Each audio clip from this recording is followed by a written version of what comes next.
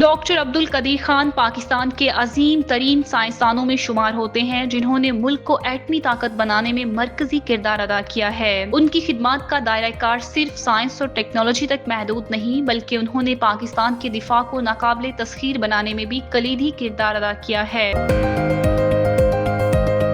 Social media اور جعلی خبریں ایک سنجیدہ مسئلہ ہے۔ سوشل میڈیا کا کردار جعلی خبروں کی ترویج میں بہت اہم ہے۔ آج کل لوگ دن بھر مختلف سوشل میڈیا پلیٹ فارمز پر مختلف خبریں دیکھتے ہیں اور بغیر تصدیق کیے انہیں آگے بڑھا دیتے ہیں۔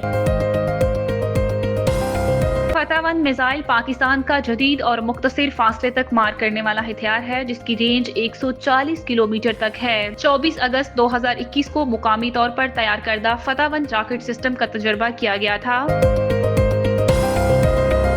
بنیان المرصوص کا مطلب کیا ہے؟ بنیان کا مطلب عمارت یا ڈھانچہ، مرصوص کا مطلب مضبوطی سے جڑی ہوئی، سیسے سے بری ہوئی یا گتھی ہوئی۔ بنیان المرصوص کے الفاظ مسلمانوں کی مقدس کتاب قرآن کی ایک آیت سے لیے گئے ہیں جس کا مطلب سیسا پلائی ہوئی دیوار ہے۔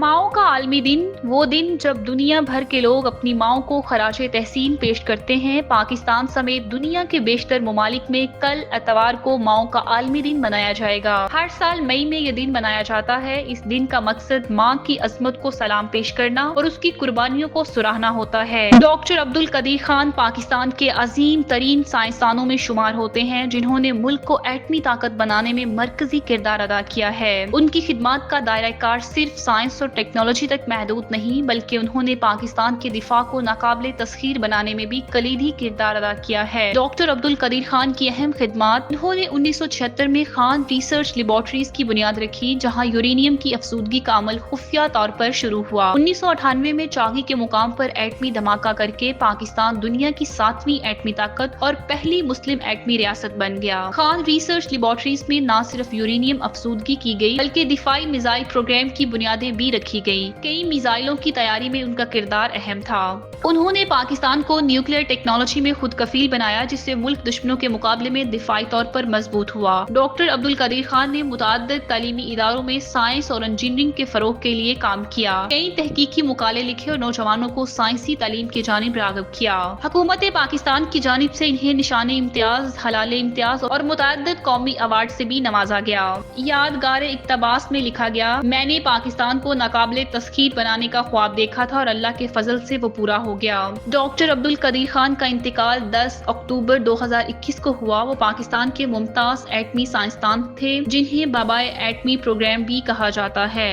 سوشل میڈیا اور جعلی خبریں ایک سنجیدہ مسئلہ ہے۔ سوشل میڈیا کا کردار جعلی خبروں کی ترویج میں بہت اہم ہے۔ آج کل لوگ دن بھر مختلف سوشل میڈیا پلیٹ فارمز پر مختلف خبریں دیکھتے ہیں اور بغیر تصدیق کیے انہیں آگے بڑھا دیتے ہیں۔ چونکہ سوشل میڈیا پلیٹ فارمز پر خبروں کی تصدیق کا کوئی باقاعدہ نظام موجود نہیں ہے، اس لیے جعلی خبریں بہت تیزی سے عام ہوتی چلی جا رہی ہیں۔ اکثر لوگ بلا سوچے سمجھے خبروں کو شیئر کر دیتے ہیں جس سے جعلی خبروں کا دائرہ بڑھتا جا رہا ہے۔ یہ سلسلہ مزید اس وقت بڑھتا ہے جب لوگ سوشل میڈیا پر خبروں کو سنسنی خیز کے عنصر سے پڑھنے اور پھیلانے میں مگن ہو جاتے ہیں۔ فیک نیوز کیا ہوتی ہے؟ فرضی خبر، من گھڑت خبر، بناوٹی خبر یا جھوٹی خبر جس میں دانستہ غلط بیانی یا دھوکہ ہو۔ یہ پیلی صحافت کی ایک قسم ہے یا پراپوگینڈا کی۔ فیک نیوز کے لیے ٹیکنالوجی کا کردار: کنکورڈیا کے Gina Cody school of engineering and computer science کے محققین نے جعلی خبروں کی شناخت کے لیے ایک AI ماڈل تیار کیا ہے۔ ان کا کہنا ہے کہ اس سے وہ مخفی ڈیٹا ملے گا جس سے پتہ چل جائے گا کہ آیا کوئی خاص خبر جعلی ہے یا نہیں۔ ایک گہرے نیورل نیٹ ورک کے ساتھ ایک امکانی الگورتھم کو مربوط کرتا ہے۔ سموتھ ڈیٹیکٹر نامی ایک AI ماڈل سے مشترکہ خبروں کے متن اور تصویر میں غیر یقینی مواد اور کلیدی نمونوں کو حاصل کرنے کے لیے ڈیزائن کیا گیا ہے۔ ماڈل نے اس تکنیک کو social media plate form x اور ویبو کی ٹیکسٹ اور امیج ڈیٹا سے سیکھا ہے۔ اب یہاں سوال یہ پیدا ہوتا ہے کہ فیک نیوز کیسے پہچانی جائے۔ ایک آسان سا فارمولا ہے جو پہلی نظر میں آپ کو متاثر کرے اور بغیر کچھ سوچے شیئر کرنے پر مجبور ہو جائیں، وہ فیک نیوز کے زمرے میں آتی ہے۔ جعلی خبروں کے یہ رجحانات معاشرے پر گہرے اثرات مرتب کرتے ہیں۔ جعلی خبریں لوگوں میں خوف، عدم اعتمادی، نفرت جیسے منفی جذبات کو فروغ دیتی ہیں۔ اس سے نہ صرف افراد کے ذہنی سکون پر اثر پڑتا ہے بلکہ معاشرتی تعلقات ताल्लुकात और रिश्ते भी मुतासिर होते हैं। लोग एक दूसरे पर शक करने लगते हैं और इनमें बर्दाश्त की कमी पैदा होती है। जाली खबरों की वजह से बहुत से अफराद और इदारे बदनामी का शिकार भी होते हैं, जिससे उनकी साख और एतमाद को नुकसान पहुंचता है। फतह 1 मिसाइल पाकिस्तान का जदीद और मुख्तसर फासले तक मार करने वाला हथियार है, जिसकी रेंज 140 किलोमीटर तक है। 24 अगस्त 2021 को मुकामी तौर पर तैयार करदा फतह 1 रॉकेट सिस्टम का तजर्बा किया गया था। फतह 1 पाकिस्तान का तैयार करदा जमीन से जमीन पर मार करने वाला गाइडेड मिसाइल है, जो फतह सीरीज का हिस्सा है। इस सीरीज में एक और मिसाइल फतह 2 भी शामिल है। पाकिस्तान की फौज के शोबा ताल्लुकात आमा ISPR के मुताबिक 400 किलोमीटर तक फासले पर मार करने वाले इस मिसाइल में अपने हदफ को ठीक ठीक निशाने बनाने की सलाहियत है। फतह 1 हदफ के लिहाज से 300 से 500 किलोवार हेड ले जाने की सलाहियत रखता है। पाकिस्तान के पास फतह मिसाइल के 2 वेरिएंट मौजूद हैं। फतह 1 150 किलोमीटर तक हदफ को निशाना बना सकता है, जबकि फतह 2 मिसाइल 400 किलोमीटर तक हदफ को निशाना बनाने की सलाहियत रखता है। फतह 2 मिसाइल सैटेलाइट की मदद से अपने हदफ का तयन करता है। फतह मिसाइल पाकिस्तान की long range rocket artillery system में जदीद इजाफा है। इनका इस्तेमाल इंतहाई दुरुस्तगी के साथ मुख्तलिफ अहम अहदाफ पर जवाबी हमलों के लिए किया जाता है, जिनमें air bases, command and control centres, ammunition depots, logistic supply lines और दुश्मन के फॉरवर्ड सप्लाई टैंक्स या तोप खाने वगैरह शामिल हो सकते हैं। इस मिसाइल की सबसे अहम खूबी यह है कि आप इन मिसाइलों को दुश्मन के दिफाई निजाम की हदूद से बाहर स्टैंड ऑफ रेंज से फायर कर सकते हैं। इन मिसाइलों में शूट एंड स्कूट की सलाहियत मौजूद है, यानी फायर करने के फौरन बाद अपनी जगह बदल सकता है। इसी वजह से ये दुश्मन की जवाबी गोलाबारी से महफूज रहते हैं, क्योंकि इसका मुकाम फौरी तौर पर तब्दील हो जाता है। लिहाजा इन्हें निशाना बनाना या रोकना निहायत मुश्किल है। तारीखी पस मंजर 7 जनवरी 2021 को पहली बार ISPR की जानिब से ये बताया गया था कि पाकिस्तान में मुकामी सतह पर guided multiple launch rocket system तैयार कर लिया गया है।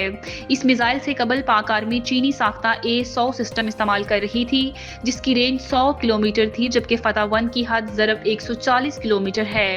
नेविगेशन सिस्टम, ये मिसाइल जदीद नेविगेशन सिस्टम से आरास्ता है और 15 मीटर दुरुस्ती से दुश्मन के बड़े दस्तों ठिकानों जैसे मिसाइल साइट्स, एयर बेसिस, तंसीबात को बआसानी निशाना बना सकता है। याद रहे कि इन मिसाइलों को गुज़िश्ता दिनों एक्स इंडस मशकों में एक बार फिर कामयाबी से आजमाया गया था।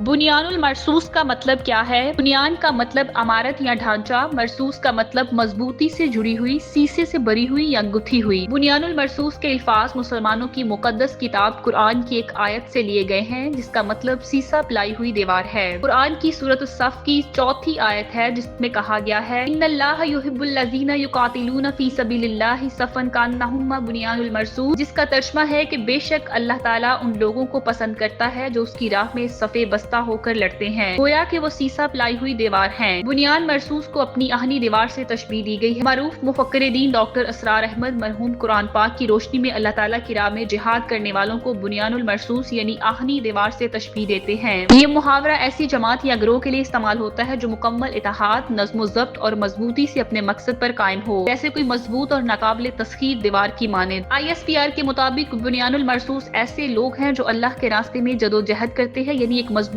लोहे की दीवार की मानिंद, और यही अफराद अल्लाह के सबसे महबूब बंदों में शुमार होते हैं। पाकिस्तानी फौज का कहना है कि इसी जज्बे के तहत इस ऑपरेशन का नाम बुनियानुल मरसूस रखा गया। पाकिस्तानी फौज के मुताबिक इस ऑपरेशन को उन पाकिस्तानी बच्चों के नाम किया गया जो इंडिया की पाकिस्तान पर जारहियत के नतीजे में हलाक हुए। मजीद कहा गया है कि पाकिस्तान इन मासूम बच्चों की शहादत को ना भूला है और ना ही कभी भूलेगा।